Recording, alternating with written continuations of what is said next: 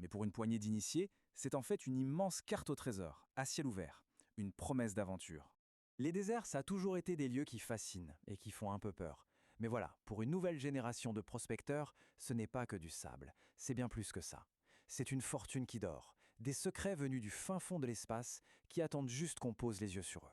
Et ce qui est incroyable, c'est que cette quête, elle rassemble tout le monde. Peu importe d'où l'on vient, tout le monde est animé par la même chose, le frisson de la découverte. Alors, la question c'est, qu'est-ce qu'il cherche exactement? Quel est ce fameux butin? Eh bien, ce qu'on peut trouver est tout aussi mystérieux que le désert lui-même. On ne parle pas de simples cailloux, non. On parle de véritables fragments d'histoire qui viennent parfois de notre planète et parfois de beaucoup, beaucoup plus loin.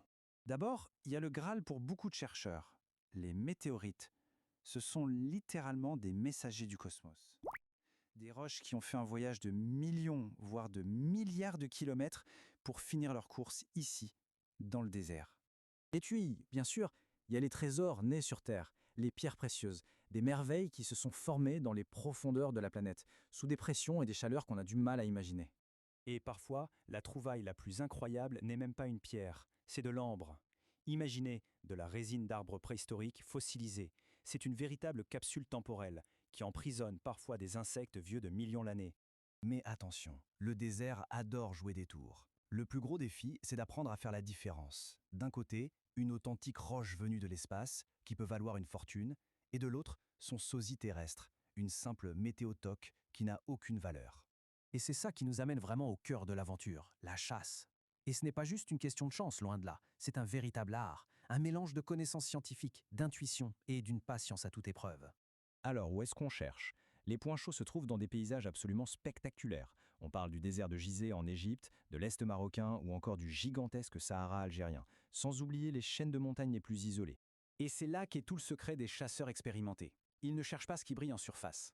Non, leur œil est entraîné à repérer des indices beaucoup plus discrets, comme ce qu'ils appellent un chapeau de fer, une roche d'aspect banal, un peu moche même, mais qui peut trahir la présence d'un trésor juste en dessous.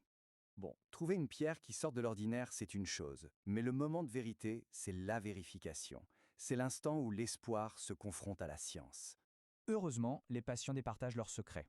Il y a quelques tests tout simples à faire sur le terrain. Est-ce que la pierre est attirée par un aimant? Est-ce qu'elle semble beaucoup plus lourde que la normale? Est-ce qu'on voit une fine croûte noire à la surface? Chaque petit indice est crucial pour savoir si on tient un morceau d'un autre monde. Et quand la trouvaille est confirmée, alors là, les conséquences peuvent être absolument vertigineuses. C'est là que l'histoire bascule presque dans le conte de fées. Tenez-vous bien, un chercheur égyptien prétend avoir trouvé une seule et unique pierre, un caillou, dont la valeur potentielle est estimée à 200 millions de dollars. C'est juste astronomique. Et ce n'est pas tout.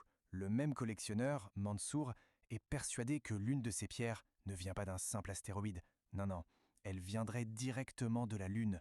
Ça donne une idée de l'échelle des rêves et des enjeux de cette quête. Et ces histoires folles ne sont que la pointe de l'iceberg.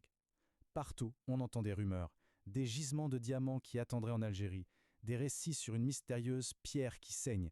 Le désert semble être un coffre à merveilles sans fond. Alors, au final, qu'est-ce qu'il faut retenir de toute cette agitation? On comprend vite que ce qui motive ces gens, ça va bien au-delà de l'argent. C'est beaucoup plus profond. En fait, le vrai trésor, ce n'est pas la pierre elle-même, c'est la quête. C'est cette connexion incroyable, presque physique, avec l'histoire de la Terre et de l'univers, en tenant dans le creux de sa main un objet qui est parfois plus vieux que l'humanité tout entière. Et ça laisse vraiment songeur. Ça nous rappelle que chaque paysage, même le plus banal,